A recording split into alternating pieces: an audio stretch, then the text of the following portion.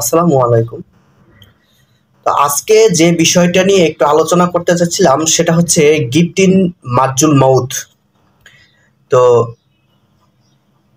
তার আগে একটু কথা বলে রাখি, সেটা হচ্ছে যারা আমার এই চ্যানেলে নতুন, এই আইন সংক্রান্ত সমস্ত ভিডিও আপনারা পেতে আমার চ্যানেলটা অবশ্যই সাবস্ক্রাইব করে রাখবেন এবং নিত্য নতুন প্রতিনিয়ত আমি আইনের ভিডিওগুলো আপডেট দেওয়ার সবসময় চেষ্টা করি, কারণ একজন সচেতন নাগরিক হিসেবে আমি মনে করি আরেকজনকে সচেতন করতে, অর্থাৎ আইনের সমস্ত নিয়মকানুন যাতে সে একটা রাষ্ট্রে যখন কোনো মানুষ বসবাস করে অবশ্যই ওই রাষ্ট্রের আইন মেনে চলতে হবে। তো দেখা যায় আমরা এই আইনের সঠিক প্রয়োগ এবং আইনের সঠিক নিয়মগুলো না জানার কারণে আমরা পড়তে হয় বিভিন্ন বিপাকে। তো দেখা যায় এই জন্য হচ্ছে আপনারাও সচেতন হন, এটাই দেশের জন্য ভালো, দশের জন্য ভালো। তো আজকে যে বিষয়টা নিয়ে আলোচনা সেটা হচ্ছে গিফট ইন মরজুল মাউত। তো এই গিফট ইন মরজুল মাউতটা কি? তো একটা কেস যেখানে রয়েছে সেটা হচ্ছে সুপ্রিম কোর্ট অফ পাকিস্তান। এই কেসটা হচ্ছে সুপ্রিম কোর্ট অফ পাকিস্তানের, সেটা হচ্ছে শমশেদ আলী শাহ ভার্সেস সৈয়দ হাসান শাহ। তো এটা হচ্ছে 1964 সালের কেস, 1964। তো এই গ্রাউন্ডে দেখা যায় একজন মরজুল মাউত বলতে বোঝাচ্ছে কি, অর্থাৎ মৃত ব্যক্তি, অর্থাৎ মরার আগে দেখা যায়। একটা এক্সাম্পলের মাধ্যমে আরো সহজে বোঝাতে পারবো। সেটা হচ্ছে ধরেন এক লোক মৃত্যু সজ্জায়, তো ওই লোক কি করলো, তার যে সম্পত্তি বা প্রপার্টি ছিল সেটা কি করেছে, সে একজনকে গিফট করছে বা দান করে দিছে, ঠিক আছে। তো এই যে ওই মরার আগে গিফট দিলেন এবং দেওয়ার পরে ওই লোকটা কি করেছেন, মারা গেছেন। তো এই যে এই প্রসেসটা, এটা কি বলছে, গিফট ইন মরজুল মৌত।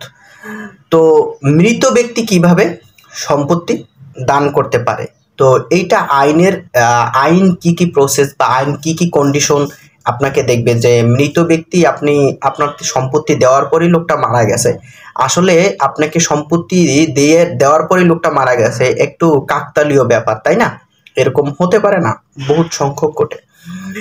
তো দেখা যায় যেখানে কোর্ট যে বিষয়গুলো বিবেচনা করবেন সেটা সর্বপ্রথম দেখবেন যে এই কেসের মাধ্যমে আমরা দেখতে পারি যে কেস যে বিষয়গুলো হাইলাইট করেছেন, ঠিক আছে, বা যে মরজুল মাউতে যে গিফট দিয়েছেন সে বিষয়গুলো পাকিস্তানের যে সুপ্রিম কোর্ট ছিল এই বিষয়টা তারা হাইলাইট করেছেন, যে কুইকে 4টা কন্ডিশন তারা দেখেছেন যে যিনি গিফট করেছেন যে এই কন্ডিশনের গুলোর মধ্যে যদি থেকে উনি দান করে তাহলে গিফটটা ভ্যালিড, আদারওয়াইজ যদি এই কন্ডিশনের মধ্যে যদি না করে তাহলে দেখা যায় গিফটটা কি হবে, ভয়েড হয়ে যাবে। তো প্রথমত যে বিষয়টা সুপ্রিম কোর্ট দেখেছিলেন সেটা হচ্ছে যে গিফট দেওয়ার সময় যিনি গিফট দিয়েছিলেন, ডোনার বা দাতা, কোনো রোগে ভুগছিলেন কিনা, যে কোনো রোগে ভুগছিলেন কিনা, এটা হচ্ছে 1 নাম্বার পয়েন্ট। 2 নম্বরে যে পয়েন্টটা সেটা হচ্ছে যে দাতা পুরোপুরি, মানে যিনি ডোনার তিনি পুরোপুরি বিশ্বাস করতে পারছেন যে এই রোগী তার মৃত্যু হবে, অর্থাৎ যিনি গিফট দিবেন অর্থাৎ ডোনার বা দাতা যিনি রয়েছেন, তো ওই ব্যক্তি পুরোপুরি বিশ্বাস করতে পারছেন যে না, আমার এই রোগটা এমন একটা রোগ হয়েছে যে এই রোগটাই আমার কি হবে, মৃত্যু হবে। 3 নম্বর পয়েন্ট হচ্ছে যে এই অসুস্থতাই তাকে তার সমস্ত কাজ থেকে অক্ষম করেছিল, অর্থাৎ তার যে রোগটা হয়েছিল এই রোগটায় তার যে সমস্ত কাজকর্ম আছে সমস্ত কাজকর্ম থেকে তাকে একেবারে অক্ষম করে তুলেছে, একেবারে বিছনায় সজ্জিত অবস্থায় তিনি আছেন, এটা তিনি পুরোপুরি বিশ্বাস করতে পারছেন।